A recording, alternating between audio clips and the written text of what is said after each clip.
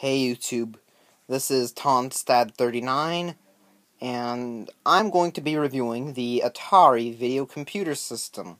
You're wondering, what is the Atari video computer system? Well, that is basically the old name before it became the Atari 2600. And so, I got this at the flea market for only $40. Now I'm going to show you. But before I dive into this system, I'm going to give you a bit of history behind it. You see here, this system first came out in October 1977. Atari had signed a deal with Sears, where what that basically did was, they were basically making Atari systems under the Sears brand. I know, ironic, right?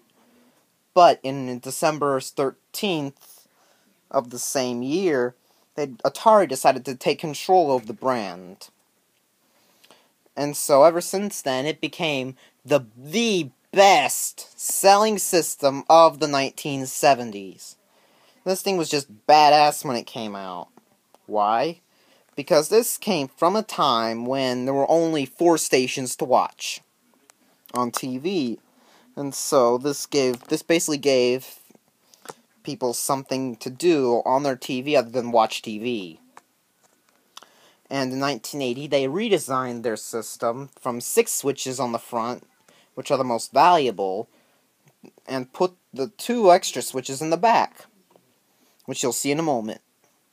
And in 1982, they changed its name from the Atari video computer system to the Atari 2600. The reason why they changed the name was to make the consumer differentiate the Atari 2600 from the awful Atari 5200. And in 83, they redesigned it again. By instead of wood graining, they put a black part, calling it the Vader Black model, where it was a modern-looking, all-black model, except the switches. And in 86, they redesigned it again with the Atari 2600 Junior, which was basically a miniaturized version of this.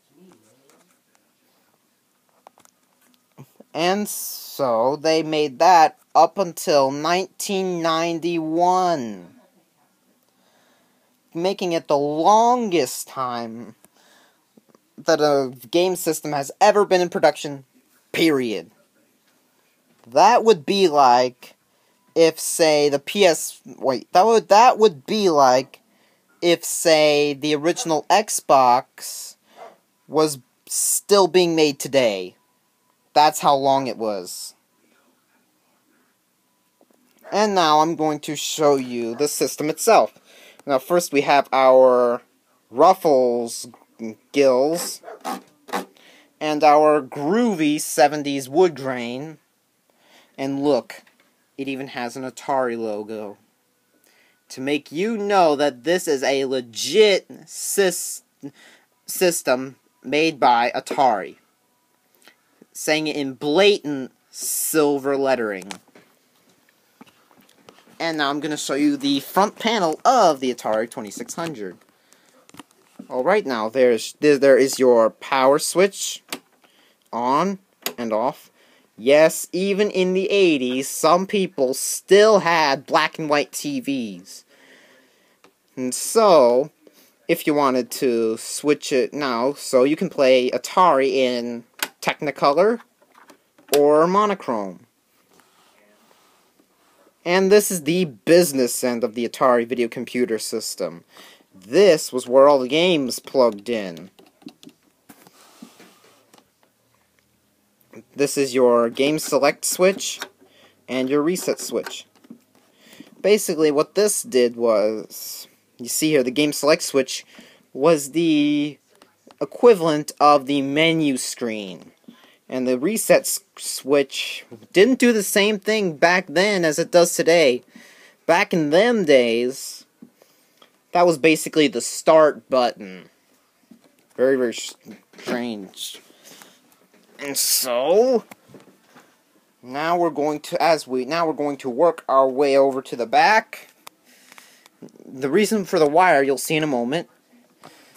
This is your RF modulator. You can switch it from channel 2 to 3. This is your left controller port and your left difficulty switch. Easy, hard. This is your power port. This is your left controller right here, and your left difficulty. Okay, now this is more than just a review. I'm also going to show you how to hook it up in another video. The reason why I think you should get this is, it's just a great system to have. And for those older people, for those gamers who are older, it'll throw you back to your childhood. If you had an Atari back in the day, it's a neat piece of gaming history, and it's just a great system in general. There's a library of over 500 games, including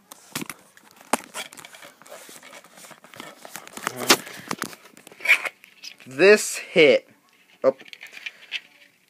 This hit,